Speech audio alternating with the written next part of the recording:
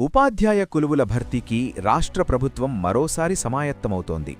ఈ క్రమంలో డిఎస్సి నిర్వహణకు సంబంధించిన ప్రక్రియపై అధికారులు కసరత్తు చేస్తున్నారు. ఫిబ్రవరి మొదటి వారంలో నోటిఫికేషన్ విడుదల చేసే అవకాశం ఉంది. సుమారు 2500 పోస్టులతో నోటిఫికేషన్ జారీ చేయాలని పాఠశాల విద్యాశాఖ భావిస్తోంది. ఈ సంవత్సరం ఎక్కువ మంది ఉపాధ్యాయులు పదవీ విరమణ చేయనున్నారు. అదేవిధంగా స్వల్ప సంఖ్యలో ఖాళీలు కూడా ఉన్నాయి. దీంతో ఆయా పోస్టులను పాఠశాల విద్యాశాఖ భర్తీ చేయనుంది.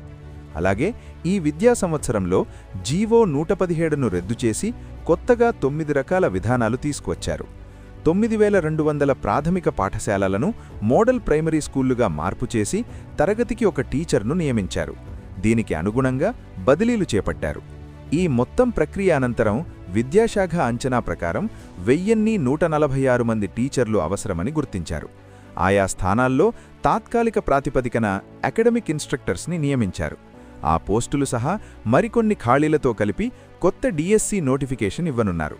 ప్రస్తుత అంచనాల ప్రకారం సుమారు 2000 టీచర్ పోస్టులు ఖాళీగా ఉన్నాయి. తుది అంచనాల ప్రకారం ఆ సంఖ్య 2500కు చేరవచ్చని అధికారులు చెబుతున్నారు. ఈ నేపథ్యంలో మొత్తంగా 2500 పోస్టుల భర్తీకి నోటిఫికేషన్ ఇచ్చే దిశగా కసరత్తు చేస్తున్నారు. ఈసారి డిఎస్సిలో కొత్తగా ఆంగ్ల భాషా ప్రావీణ్యం, కంప్యూటర్ అవగాహనపై ఒక పేపర్ తీసుకురావాలని పాఠశాల విద్యాశాఖ నిర్ణయించింది. దీనిపై ప్రభుత్వానికి ప్రతిపాదనలు పంపింది. ఇప్పటివరకు డిఎస్సి అంటే కేవలం సంబంధిత సబ్జెక్టు పేపర్తోనే పరీక్ష జరుగుతోంది. ఏపీపీఎస్సి కొన్ని ఉద్యోగ పరీక్షల్లో ఆంగ్ల ప్రావీణ్యంపై పరీక్ష నిర్వహిస్తోంది.